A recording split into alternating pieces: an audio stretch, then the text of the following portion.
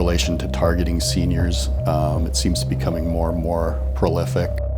As technology changes, there's different mediums that the scammers use to make contact with people. I'm Charlene Oldring, and I'm 79 years old. Charlene is a proud mother and grandmother.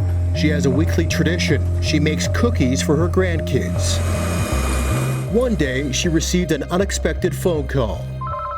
I answered a private caller phone call, and the person on the other end said, "Hi, Grandma, it's Griffin." And he said, "I've got kind of a cold. I've been pretty sick." They'll make an excuse right off the bat for this, like, "Oh, Grandma, I have a cold, so that's why I don't sound like myself." Honestly, did have no idea that it wasn't him. And it wasn't. The scam was set in motion as soon as Charlene answered the phone. She was told her grandson was in a bad situation and needed bail money. I'm in trouble. I've had an accident. And he'd been charged with dangerous driving, and that the woman's husband was threatening his life. So I was under a gag order, and so was he. They will claim that there's a gag order in place and that the victim is not allowed to talk to anybody about it.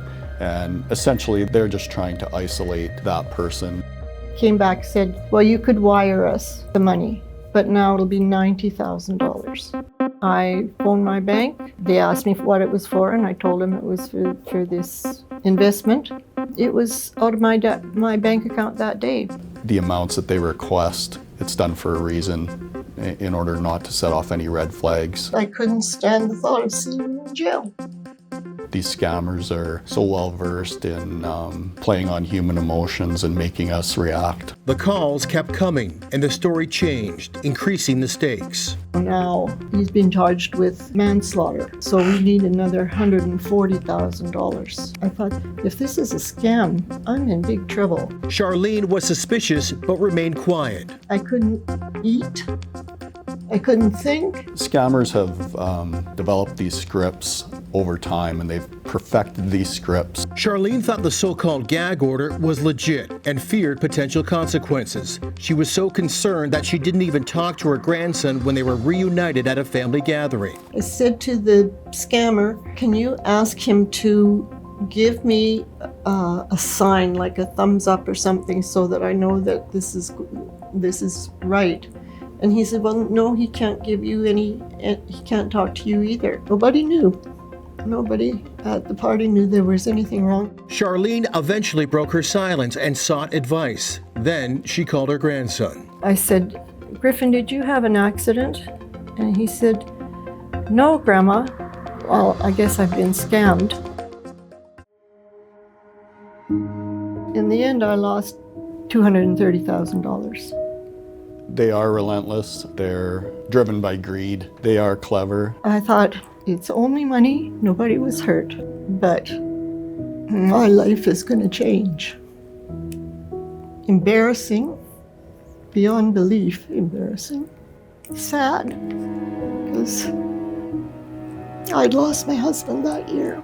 And we'd been careful with our money for 53 years. So I thought, that's incredibly stupid. It's not rare. That's one of the things that we're trying to do, address that embarrassment factor, or, that might lead to people not wanting to report or people not wanting to talk about these things with their friends and family.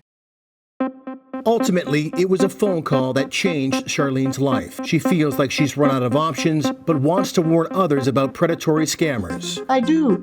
I think it's the only thing I can do, because I'm not going to get the money back. I was at a luncheon with 6 ladies, and 3 of them had been scammed. We can't really arrest our way out of this problem. We need to raise awareness. And that means being more savvy when it comes to handling unsolicited contact over the internet or phone.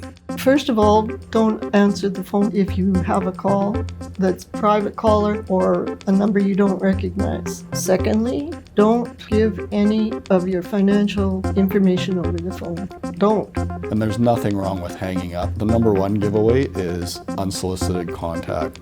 Number 2, receiving a call from a loved one who claims to be in trouble. I would investigate that a little bit further. I would be taking some steps to make some inquiries and see if this is actually legitimate situation.